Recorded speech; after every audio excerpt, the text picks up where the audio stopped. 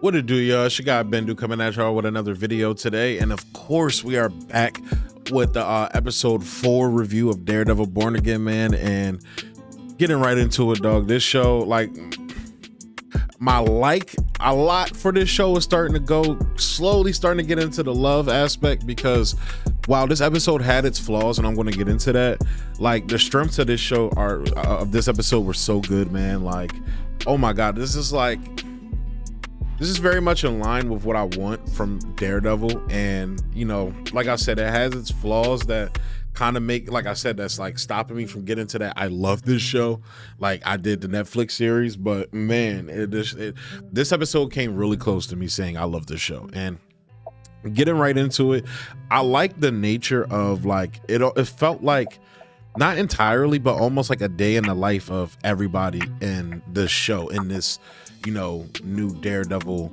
you know, universe per se, even though this is still the MCU universe, but, you know, the 616, but, you know, in Daredevil's world and Daredevil's playground and everything, a day in the life of, you know, Daredevil's playground. And you know, everything from the scene where Matt went to the morgue to identify Hector and get his belongings, and the conversation he has with his niece Angela, who we all know she's going to end up taking on the mantle of her uncle later on, and that's going to be dope to see. I wonder if they're going to, like, kind of keep her at that younger age and maybe include her in the, you know, Young Avengers champions thing they kind of want to do but are kind of scared to do. I don't know, like, just real, you know, quickly on that, like, I feel like they build up a lot of these characters, but because there's been some backlash with some of the characters, I feel like they're trepidatious about, you know, taking the risk and exploring those characters, which sucks, because that's what Marvel has always been known for,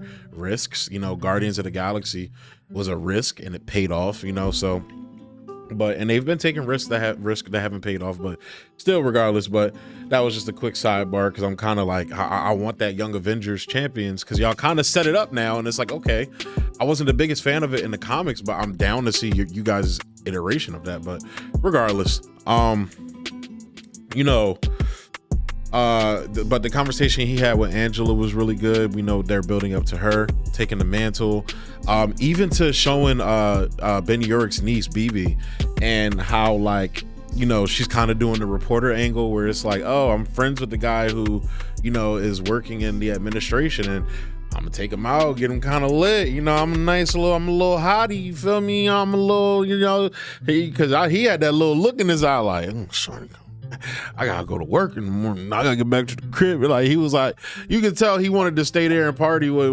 you know, party with Shorty a little bit, but you could clearly tell she got bull there trying to juice some information out of him and shit like that, which she ended up getting, because he revealed to her Fisk's development plan that was going to basically end up fucking over unions, you know, cut out the union. So and he was basically, you know, a union basher, which, you know, is a very fascinating concept. I like how they're getting into, like, the city politics with this show, as well as, you know, like the law aspect and lawyering, I guess that's a word, lawyering aspect with Matt. You know, I like how they're, like, showing, you know, the political aspects of Fisk's life as he is mayor, because, you know, even though I felt like they kind of got to it quickly, now that he is mayor, I feel like they're really showing us, you know, the processes and what that means for him and the hangups it has for him and things like that, which we're going to get to.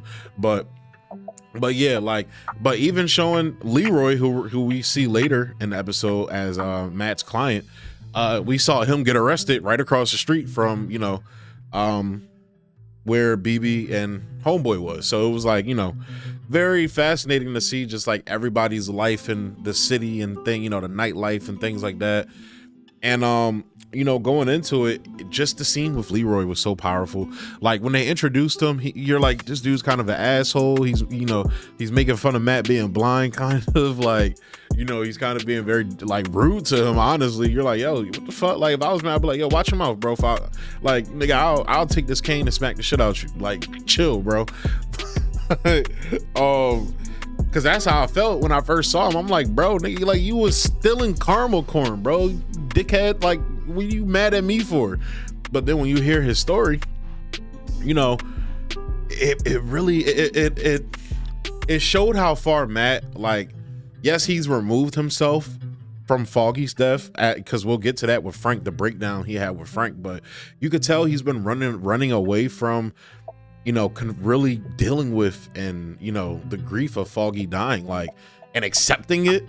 Like, it's like he's accepted it, but he hasn't really taken the time to properly, like, emotionally grieve in that scenario. And in doing that, like, you know, throwing himself into the work of being a lawyer, but kind of like a higher class lawyer now, it's almost like he's taking cases that have him removed from the people. Like, Leroy would be a person that Foggy and Matt and Karen would be representing to help, you know, help him get out of his situation.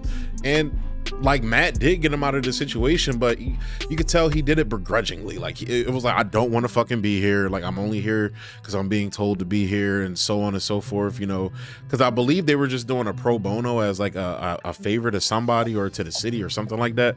So that's why they took on Leroy's case. But, you know, it's kind of dope to see that, you know, like, cases like Hector's and Leroy's is not necessarily the types of cases that him and Homegirl are taken at their firm. And that's kind of like, it was fascinating to see that, because it's like, when you hear Leroy's story, like I said, it hits you like, yo, these are the types of people that you became a lawyer to help, bro. Like, you became a lawyer to help these people. And now it's like, it's almost like, you know, you're so caught up in your own self that you forgot about that. Because you want to forget about Foggy, you want to forget about that part of your life, but then at the same time you want to uphold a system. You know, you're so, you know, beholden to this, you know, your glorious system. You know, Frank was kind of was kind of being a sarcastic dick, pretentious dick, and talk about his system in that scene. But, you know, you still want to work within a system that screws over people like Leroy, as we see. And then, you know, just moving into that, you know, you see, but intercutting that with Fisk's plot line, everything, like even his plot line with his wife and the therapy and everything, that was good. But I really liked seeing the politics, like when he wants to start this, you know, so his goal is, I'm trying to bring industry back into the city. I feel like we have all this economic commerce and cultural, you know, centers and things like that, but the things that made the city New York, the things that made the city the powerhouse that it was, is the industry. And that's a fascinating concept to touch on, because if you know anything about, you know, the industry back in the day, and how, like, you know, it was very unionized. So bringing in the concept of him leaving out the unions, they're probably not going to go too deep into that. And, you know, I'm not going to go too deep into it here. I'm not trying to get into, you know, too deep into politics. But if you know anything about the unions back in the day that would represent these workers, a lot of them were in bed with the mob. Like, if you've seen The Irishman, Jimmy Hoffa was in bed with the mob, but was, you know, seen, you know, especially by workers, as, you know, a union hero, a guy that fights for the little guy, you know, and things like that. So, you know, I like that it's taking this criminal, this bad guy who, you know, for all intents and purposes has used those economic, you know, the economic elites, like, you know, the Wall Street guys and shit like that. Like, those were the cohorts that Fisk was rubbing elbows with, and, you know, the first season of Daredevil. But, you know, still him recognizing that, you know, him coming from that blue collar worker, you know, roots in terms of growing up in Hell's Kitchen and things like that. Like, yo, this city ain't shit without the industry that used to, you know, make it what it is. And I want to bring that back. And seeing the red tape around it, and he's trying to treat the situation like how he treated the whole pothole situation. Like, yo, bro, fuck what you doing. Stop what the fuck you doing. Come here. Fix this shit now. Fuck up. Oh, we can't do it because I'm the mayor. Fuck all that noise. Fix this shit now. Like, that's what he's trying to do. And that's admirable. I fuck with that. That's why I'm like, yo, I feel like he's trying to be genuine and doing what he's doing as mayor. But I think it's going to be two things. I think it's going to be the bureaucracy that forces him to start really doing more unethical things. So it's going to start with him, you know, you know, you got a baby moms out here that your wife don't know about. It's going to get to that, to when he's going to be doing shit that Fisk has always done, the fuck shit Fisk always be up into. But I also think it's going to be the deal. It's going to be the breaking of the deal. And I think it's going to be Vanessa that forces the breaking of that deal, which I have a theory video coming about that. Tune in, guys. It's going to be that really pushes everything over the edge and pushes him back into being the kingpin as we know him. And I think it's going to happen sooner than later. I think it's going to happen at the end of this season, given the set photos we're seeing for season 2. So, you know, we'll see.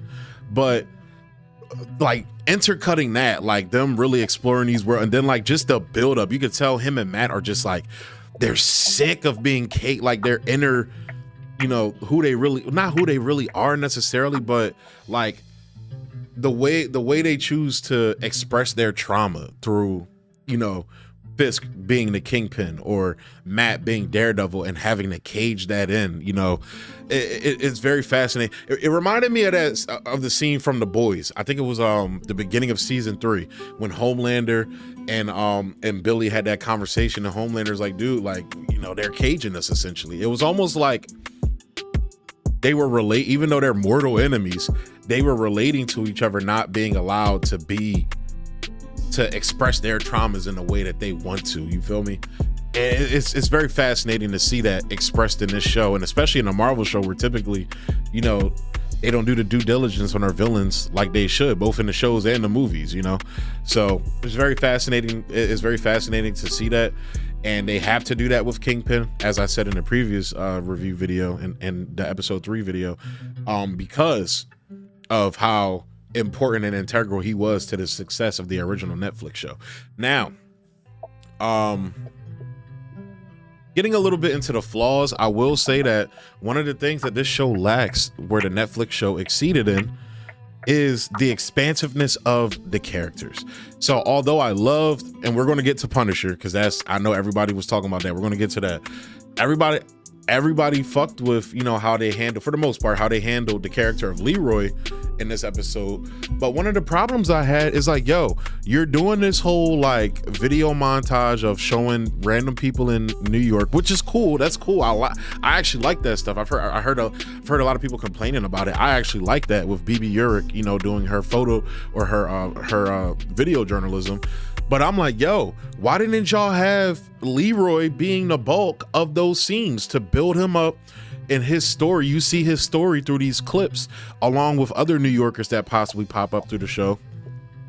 And then when we see him get arrested and see, you know, following through with that, we care more, because I care about Leroy, but I would have cared infinitely more if I see him, you know, in these videos scrounging through the dumpster for trash. You know, if I see, you know, BB talking to him about how he lost his job and his benefits and all that, like, it would have been even more impact, because like the actor's performance already made it impactful, but I feel like showing us it as well would have made it even more impactful when he's confronting Matt with that and the failures of the system that Matt wants to uphold and work within, you know.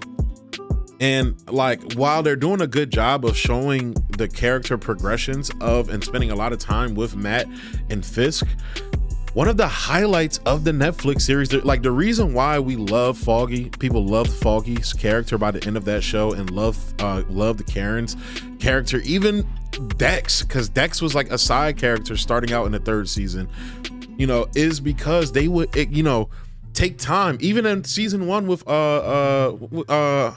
what's her name? Ahsoka Tano. Rosario Dawson's character as the night nurse, Claire. Like, they had scenes that developed her character as well. Like, you would go off, you know, with these characters away from Matt. Like, you know, where this show is very much, I think this is a issue that still persists, even though they're getting better. Disney Plus is getting better, and Marvel specifically is getting better at crafting shows, because I do think this is specifically a Marvel problem, even though, you know, the Acolyte is a whole nother conversation with Lucasfilm, but I do feel, you know, this is a specific Marvel problem, given how they approach the making television series in the first place. But, you know, they still haven't really like nailed down like that concept of how to make a good television show, you know, and those side characters, even though they may not be like big prominent characters by the end, add to the overall like expansion of this world. It makes it feel more lived in. It makes the characters feel more real and vibrant and like real people. Like, you care, not necessarily cared about Turk, but you would see Turk off on the side doing his fuck shit, talking to Kingpin and selling his guns and interacting with the different villains and shit like that. Not always in reference to Daredevil. Like, every character doesn't always have to be in reference into Daredevil. And I've liked the new characters they've introduced. And it's crazy because, look, I don't even know his partner's name. I like her, though. I've liked her scenes. I don't know her name because they don't have her enough in the fucking episode. His girlfriend, she's a character from the comics. I forgot what her name is, but we don't spend enough time with her. His cop friend, we need more time with these characters, so I feel like that's something that they really need to work on. But like I said, what they are doing well though is the lawyering stuff. Even when he's interacting with Lil Shorty, you see the charm that he throwing on. Like, now I feel like they were trying to name drop Latveria, but they keep calling it Latvia because the way he said, especially during Latvian Heritage Month, where it's like, are y'all like, did y'all mean Latveria or do y'all actually mean like, because Latveria is the fictional country, but there's a real European country called Latvia.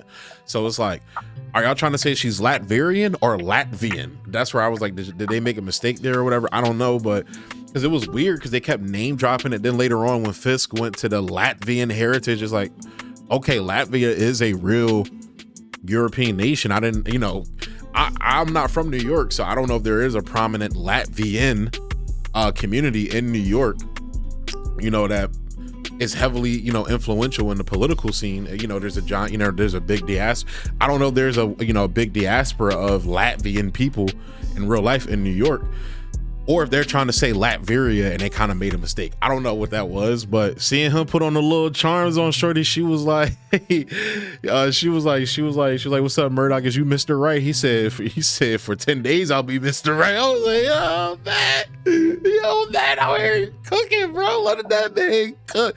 I'm like, you already got a little Shorty waiting for you at home, bro. You trying to take another one back with you, bro? Matt is literally Mr. Bitches, bro. Daredevil is Mr. Bitches, dog, for real. But seeing him cook as a lawyer in that manner was dope. And even seeing his interactions with his little Shorty at the end of his day. But let's get into the scene everybody talks about, which is the whole confrontation of Punisher and Daredevil. And also, like, the pacing of this show was kind of wonky, but I think that's because of what I said previously, that they're not given enough time for the side characters to kind of fill those little weird, rigid moments that I felt in this show where it would cut back and forth between Fisk's and Matt's story. I feel like there should have been some other character scenes layered within there, but every side character always has to be in conjunction with Kingpin or with Matt, even with Vanessa and things like that. But still, regardless, Punisher was amazing in this.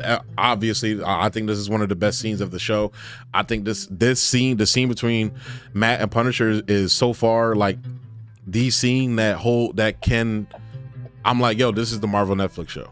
This is them on the rooftop again, but talking about something different. Like seeing the pain in Matt as he breaks down, where Frank is forcing him to confront not only his ideology, but really confront the grief. I'm like, Punisher would be an ill-ass therapist. Like, stop being a bitch and confront your feelings. It's okay to cry. Be a bitch and cry right now, Stop being... Frank would be like, stop being a bitch and cry. Stop being a bitch and cry, nigga.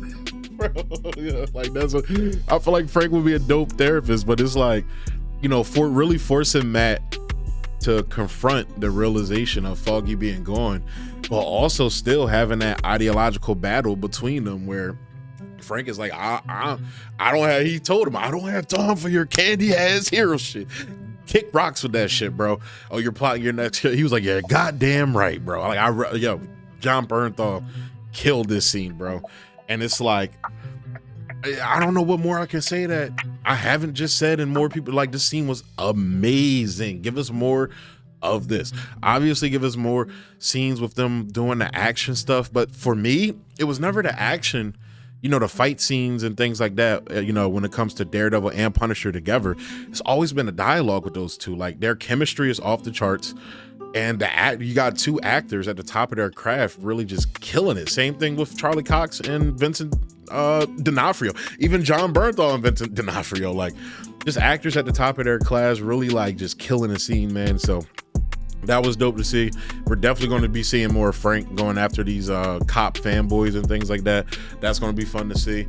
And yeah, man, like seeing them descend further.